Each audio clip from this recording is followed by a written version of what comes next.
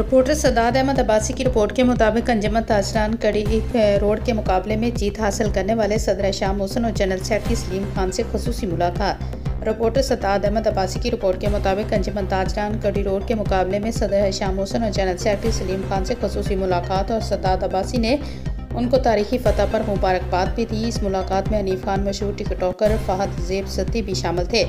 सदर शाह मोहसिन और general secretary Salim Khan ने मीडिया से गुफ्तगू करते हुए कहा कि मैं तमाम ताजरों का दिल से शुक्रगुजार हूँ जिन्होंने हम पर भरोसा किया और हमारे पैनल को जीत दिलवाई। इंशाल्लाह हम लोग तमाम ताजर भाइयों के लिए हमेशा मुश्किल टाइम पर खड़े होंगे और जहाँ तक हो सका उनकी आवाज़ बनेंगे।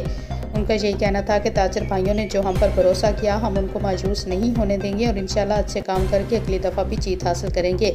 जनरल सेक्रेटरी सलीम खान, अलिफ सलीम टाइगर और सदर शाह मोहसिन ने सदात अहमद अब्बासी का और तमाम मीडिया का शुक्रिया भी अदा किया।